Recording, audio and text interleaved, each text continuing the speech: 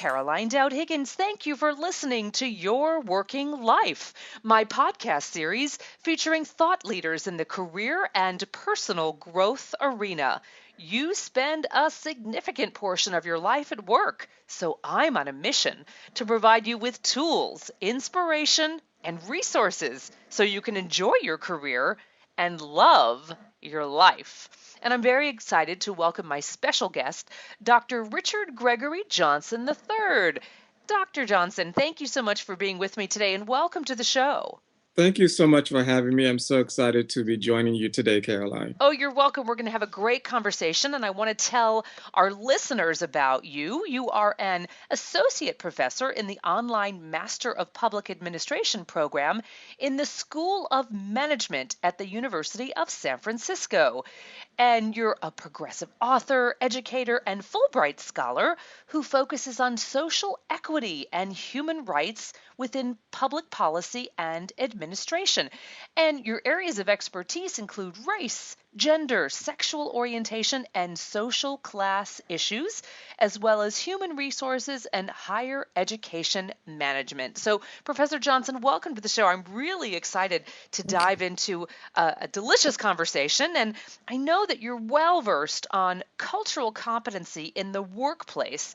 So, define that for my audience. What is cultural competency, and why is it such an important skill for managers to possess? Absolutely. Well, again, first of all, thank you so much for having me this evening. I bring you greetings from the great city of San Francisco, Fantastic. where the temperature is about 70 degrees. So I'm we're jealous. good time here. But very briefly, cultural competence is the set of attributes that a person would need to have in 2015 in order to be successful in the workplace and in society generally. And basically, it involves an understanding of different cultures and perspectives from gender and uh, uh, sexual orientation and gender identity, all of these types of things that make the world very different and exciting place to be in. And certainly, cultural competence really does take the place of what we have known for years as diversity. We're still Okay. using the term diversity, but cultural competence is the sort of more inclusive and up to date term Yeah, that we're using. lovely. I Yeah. appreciate that. It is much more inclusive, and I'm glad that we have this new nomenclature. That's fantastic. That's So, Dr. Johnson, why is this an important skill for managers in the workplace to possess? well, that's a really great question. Managers are very different today. They occupy a very different space in the workforce. Prior to just even a few years ago, managers were expected to basically, keep employees in line. And when they got out of line, they dealt with them, right? Managers today are expected to know about the employees or their colleagues and to ensure that the workplace is an environment whereby everyone is welcomed, particularly those individuals that are coming from disenfranchised communities historically. So, in fact, a book that Professor Borrego, Al Borrego, and myself wrote a couple of years ago specifically deals with public managers and their role with cultural competence in the 21st century. Excellent. Well, tell us the name of the book. Yes, it's called Cultural Competence Public Managers. That's not the exact term, but But we can find it. Got it. yes, Got it. absolutely. And it's by Taylor and Francis. Excellent. So, Richard, let's dive a little deeper. How have you seen cultural competency shape or even change a workplace? Yes. Well, let's take, for example, my own employer at the University of San Francisco. One might argue that universities tend to be on the cutting edge of these types of things anyway, but not always the case. because historically universities tend to be conservative places. Mm. So it's not grant is not taken for granted that universities will be where progressive thinking uh, always happens. But in the case of the University of San Francisco, again, if we're looking at this as if we're looking at USF as just analysis of a unit of analysis for organizations, we find that the university is really, I believe, doing some forward thinking regarding cultural competence. And so, for example, I just discovered just recently that the university will allow individuals um, who may not want to use their birth name to use their preferred name. And that's an exciting step uh, in terms of cultural competence to recognize that not everyone not everyone identifies by the name that's on their birth certificate or the gender on their birth certificate at this point.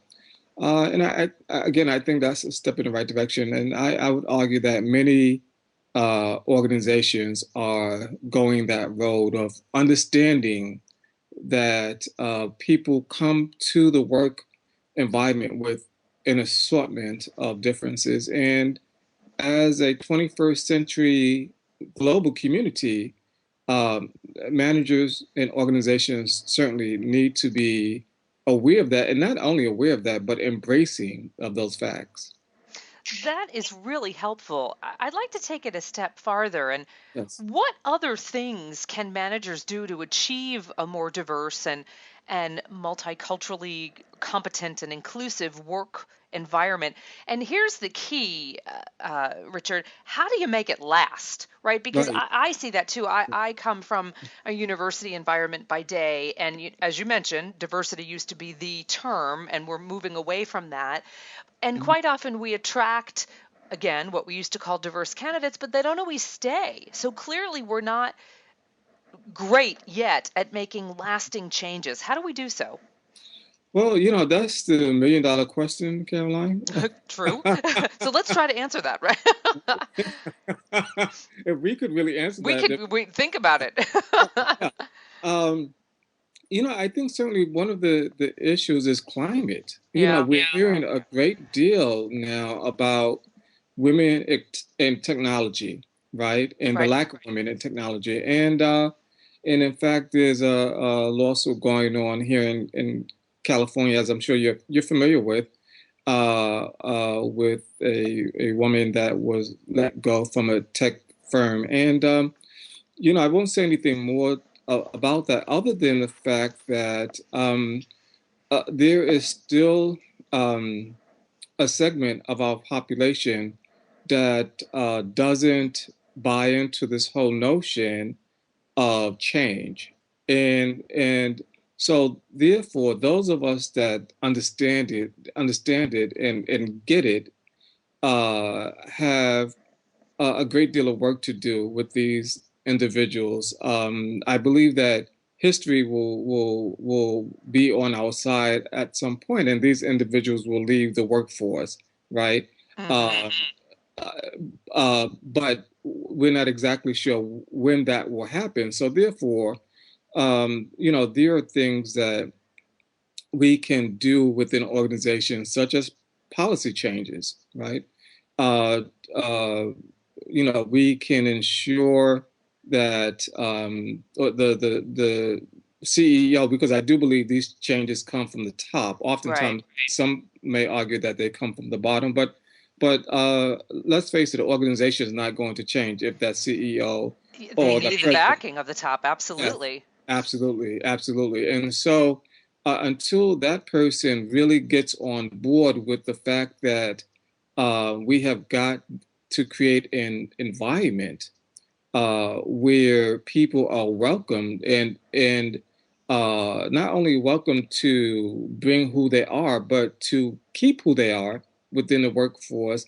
I think that people will leave otherwise. They will not stay play in place because, contrary to popular belief, the 21st century is certainly not like our parents' day of the 20th century or so, where they went to a workforce and a workplace and they stayed for 20 or 30 or 40 years, whatever the case may be. Folks are a lot more mobile now, Yeah, and they have yeah, options. they have options. They have options, and not they're not relegated to staying in the city that they're in. I mean, I was at the University of Vermont as a professor at the University of Vermont for 12 years. And much to my colleagues' surprise there, I was recruited by the University of San Francisco and moved across country, and so I think that a lot of my older colleagues would not have dreamed of doing something like Mm, that, you yeah. know. Yeah, so certainly a different mindset these days, and because of that, and because we're in competition globally, we do want the best talent in our workforce, and getting the best talent means retaining the best talent, which of course includes a diverse workforce. Which is a great segue. When you first reached out to me, you shared a wonderful story about Intel and their extraordinary diversity initiative, and they've really uh, created a budget line for it, right? They're very serious about it. So, can you talk to the audience about what some of the benefits are of a more diverse work environment, and perhaps even reference Intel? Sure. Uh, I applaud Intel for creating such a robust budget line. I mean, that organization would make some organizations very envious Hmm. because, I mean, they're putting a lot of money into creating that sort of robust and dynamic and diverse environment. And uh, I think what we know, and certainly the data bears this out, is that when you have a more diverse environment, it leads to better competition.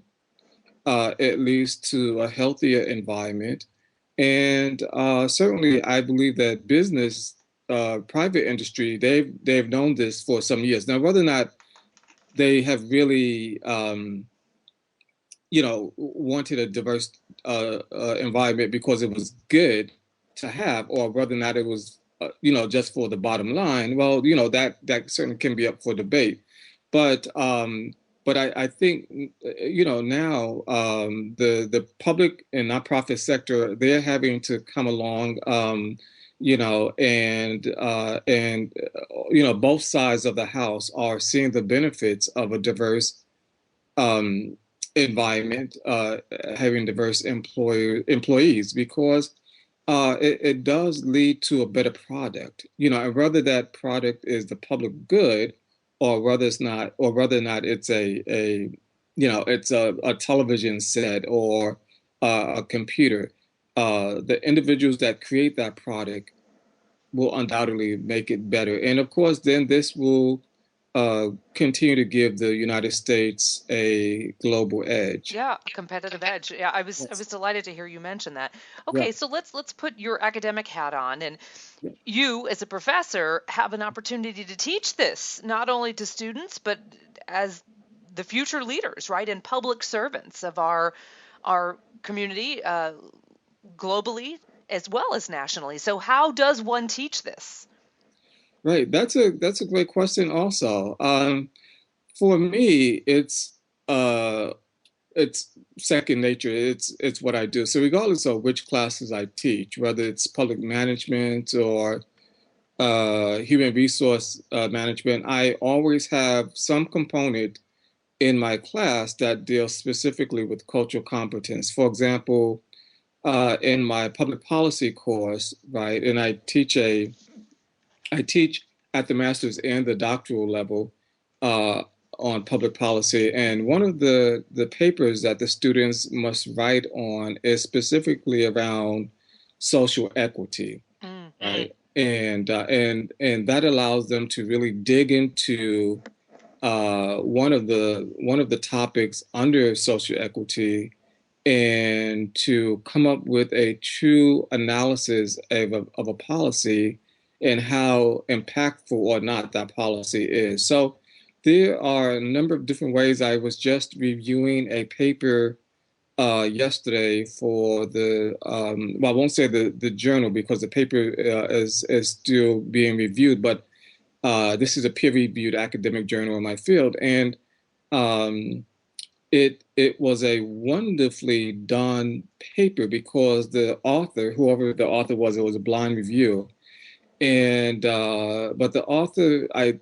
think, provided such an insightful job on an experiment that she or he was doing in their graduate school. It was a public administration and policy course at the master's level, and this individual went about teaching privilege, but privilege as it relates to policy. And it was the methodology was just wonderful. So again, I say all of that to say that professors have an enviable position in that they really can teach what they talk about. But the question is, how do we get even faculty to really start embracing cultural competence and diversity? So that's perhaps a conversation for another Right, time, Caroline. right. But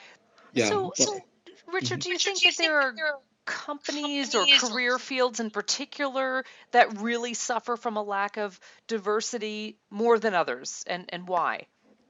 I do. I absolutely do. I will set the tech industry because where San Francisco is right up the road from Silicon Valley. And as you know, Caroline, that the tech field has really gotten blasted lately because of the lack of diversity Right. in their organization, specifically women and also people of color, specifically African Americans and Hispanic Americans. And the tech industries, many of them have cited that they do have diversity, but of course the diversity they're talking about is international diversity, which is important. However, It's just one piece, right? it's Yeah. just one piece of it, and because this country has such an ugly history with race and racism and so forth. It's important that we attend, and certainly genderism. It's important that we attend to those issues from a domestic perspective as well. So I cite the tech industry, but certainly there's so many more companies. Um, more, I would say private, certainly the public as well, but the private industry across board, they're really, I think, getting some negative press around these issues right now. So, So, Richard, following up on that, how has cultural competency in the workplace evolved over time amongst minority groups such as African Americans, LGBT, and women specifically? Because, as you mentioned, some of the mhm. tech companies say, yeah, we've got international diversity, but that's not enough. Right, that's exactly right, Caroline. And I am from New York and originally, and New Yorkers tend to be jaded with certain things, but at the same time, I always try to think about things half, the glass half full, and so I think that we are progressing overall as a society when it comes to these issues, of having a more robust, diverse workforce, but it's still very slow. And for example, I have a very good fraternity brother, and I'm going to put a shout out to my fraternity, Alpha Phi Alpha Fraternity Hmm. Incorporated, and one of my fraternity brothers works at a university uh, in Kentucky, and uh, he just finds it very to be a very isolating experience, because he's one of only a handful of African American faculty at this particular institution. And so the question becomes from hiring officials, how many do we need? That's always the question. Like, do we need a certain amount of like Black folks, or do we need a certain amount of Hispanics or a certain amount of women? Well, that's not how you create a diverse workforce. You create a diverse workforce by uh, keeping your finger on the pulse of of diversity and cultural competence, and you keep paying attention to it. You don't say, "Well, we have three, whatever at this point, we're good." Yeah, Well, it's that's not a quota, right? right. It's not a quota. It's a Yes, collective community, right? And it's got to yes, be, that's yeah, right. That's yeah. right. And the mentality has to shift from what for example, I'm a proponent of affirmative action. The issue with affirmative action, of course, as we know, is that it became a code for a quota system, and that was I think a very ugly uh, situations, Hmm. and yeah, so and diversity is not a quota system. It's about this ongoing attention to building the best community that you can have with as many different people and all the talents that they bring and all the different viewpoints that they bring. So, I think one of the reasons why the University of San Francisco is very attractive to uh, a diverse student population, and we do have one of the most diverse student populations in the country, even though our neighbors to the east of us, UC Berkeley might argue the same. Again, there's nothing wrong with healthy competition, right? But Absolutely. but at the same time, the University of San Francisco we do have about 30% students of color, and that's really sizable. Yeah. And we have the programming that supports those students. And to just put this in perspective for you a little bit, Caroline, coming from the University of Vermont, our student population of color probably was about 8%, and of course they're very different. They're very, Certainly. very Yeah. different between Vermont and San Francisco. But still, at the same time, I do think that even USF has to pay attention continuously to their students of color retention and recruitment, and also the faculty of color that they bring in. Well, Dr. Richard Gregory Johnson III, what a joy to have you on. I really enjoyed our conversation. I know you're also very active on social media, so tell our listeners how they can connect and communicate with you online. Sure, they can connect with me via Facebook, or they can connect with me via Twitter, and I believe that you have both of those addresses, Caroline. So I do. We'll get them out to the cybersphere that's so that's they can connect with you. Well, great. Richard, what a joy to have you on. I Oh, really it's my enjoyed our pleasure. conversation. I appreciate Yeah. your time and your expertise and keep up the great work. Thank you so much, and again, it's been my great pleasure to be on your show this afternoon, Caroline. I've enjoyed our conversation so much. As have I. Take good care. You too. And I want to invite our listeners to tune into the next episode of Your Working Life, where my goal is to help you design your career destiny so it doesn't happen by default.